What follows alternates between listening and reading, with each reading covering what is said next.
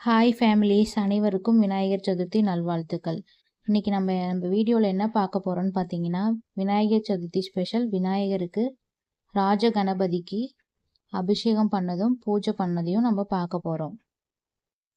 விநாயகர் சதுர்த்தி என்பது நம் அனைவருக்கும் ஒரு மிக முக்கியமான திருநாள்.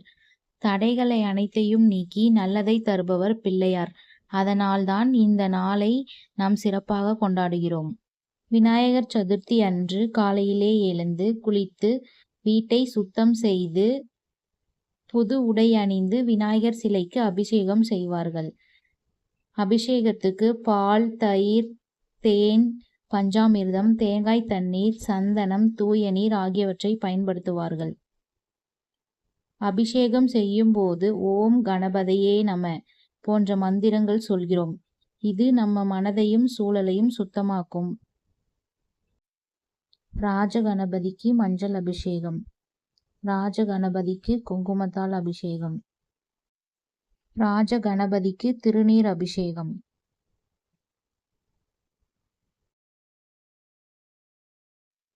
ராஜகணபதிக்கு சந்தனத்தால் அபிஷேகம், ராஜகணபதிக்கு தயிரால் அபிஷேகம்,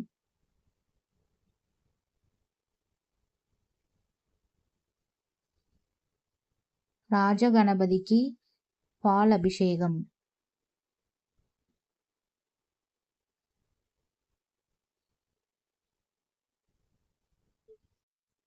ஓம் கணபதையே நம, ஓம் விநாயகாயா நம.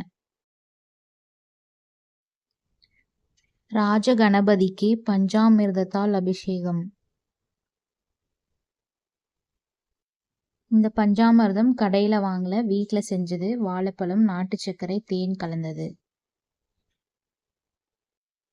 டேஸ்ட் அருமையாக இருந்துச்சு. நீங்களும் ட்ரை பண்ணி பாருங்க. ராஜகணபதிக்கு தேனால் அபிஷேகம்.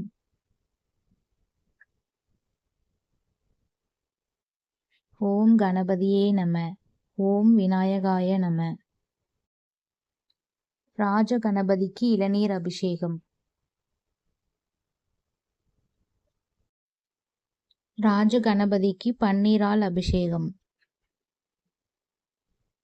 ஓம் கணபதியே நமக, ஓம் விநாயகாய நம. ஓம் கணபதியே போற்றி, ஓம் ஐந்து கரத்தோனே போற்றி, ஓம் கணநாதா போற்றி, ஓம் முழுமுதற் கடவுளே போற்றி.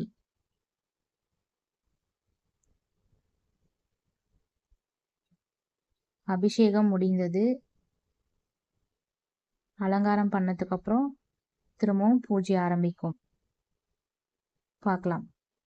அபிஷேகத்திற்கு பிறகு பூஜை ஆரம்பம். பூஜைக்காக அருகம்புல், வெள்ளை எருக்கலாம்பூ, செம்பருத்தி பூ, அரளிப்பூ, சங்குப்பூ, கொழுக்கட்டை, சுண்டல், வாழைப்பழம், தேங்காய் அனைத்தும் நாம் விநாயகருக்கு சமர்ப்பிக்கிறோம். குறிப்பாக கொழுக்கட்டை விநாயகருக்கு பிடித்த ஒன்று.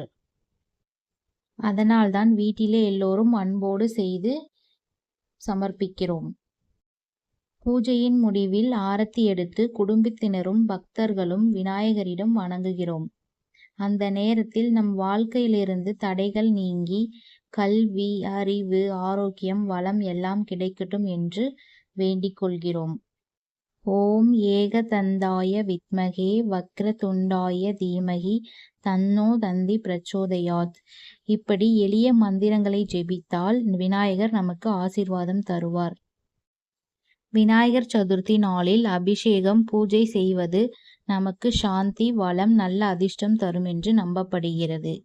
எல்லோருக்கும் விநாயகர் ஆசீர்வாதம் எப்போதும் கிடைக்கட்டும். விநாயகர் சதுர்த்தி நல்வாழ்த்துக்கள். நாங்கள் விநாயகர் சதுர்த்தியை இப்படிதான் கொண்டாடினோம். வாங்க பொங்கல், சுண்டல், கொழுக்கட்டையெல்லாம் சாப்பிடலாம். நீங்க எப்படி கொண்டாடினீங்கன்னு சொல்லுங்க. டாடா பாய்.